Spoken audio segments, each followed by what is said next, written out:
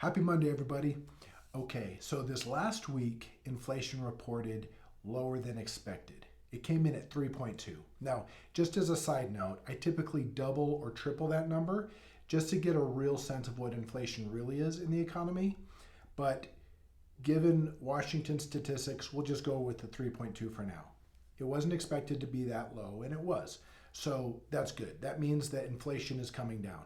Now, it doesn't mean the prices are coming down. It means that prices are continuing to go up at a slower rate than they were. So it's not good that prices are still going up, but it is good that it's going up at a slower rate.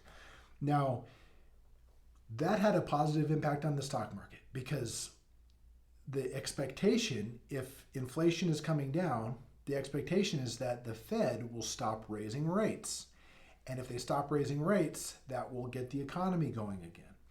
Now,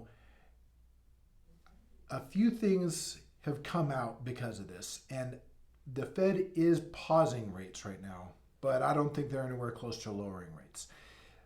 One reason is you lower rates to get people spending again. And what happens with that is that it drives up inflation. The Fed does not want to even come close to sparking inflation anymore. So I don't think they're going to be lowering rates anytime soon. But they did pause rates.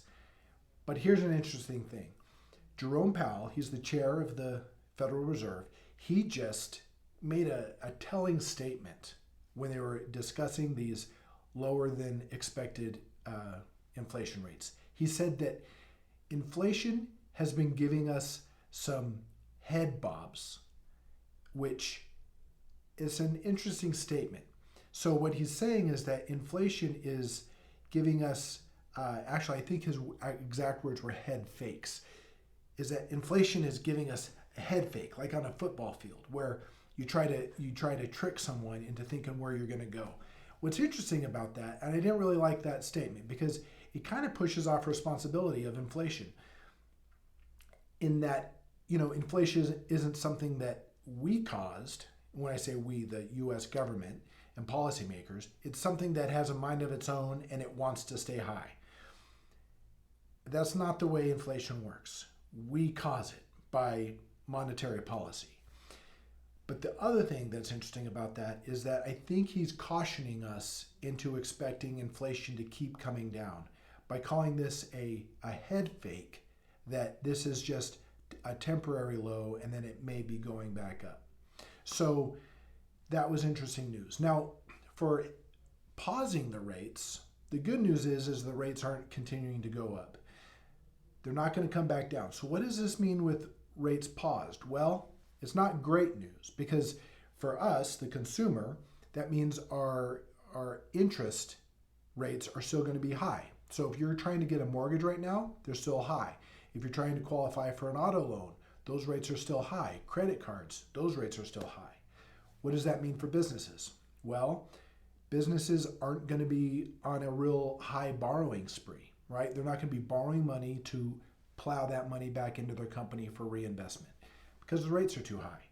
And the debt that they do have is going to be at a higher interest expense now, so their expenses are going to remain elevated.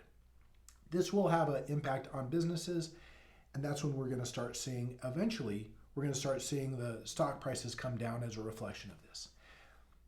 Here's I think even more interesting information though. What do these high interest levels mean for the US government? Not good.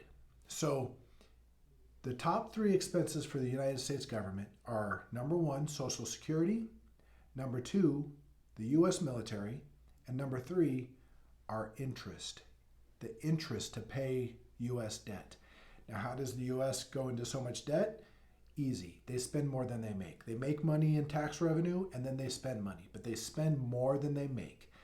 Every year they do that. And so now that debt level has grown to $33 trillion. But now they're paying that $33 trillion at higher interest rates. So last month, October, for the first time, our interest payments exceeded the cost for running the US military. So now, as of October, the top three expenses were Social Security still, Number two was interest debt. And that's not payments to principal and interest to shrink the debt. That's just covering the interest. And then number three was the military.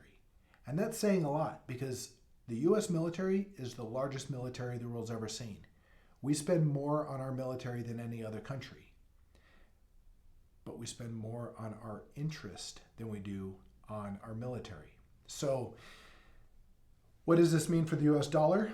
It means that Congress has to make some tough decisions. They've got to respect debt. I've told you before, you must respect debt. And if you don't, you're going to get hurt by it. Well, the United States is starting to get hurt by it. What does this mean for you? Well, if you own gold, if you own silver, that means you're going to do well. So that's real money. Those are hard assets, and they can't print more of it. So if you own it, you're going to do really well. If you're relying on US dollars, it's not a good sign. So with that, I'm going to sign off, and you guys have a great week. We'll see you next week. Take care. Bye.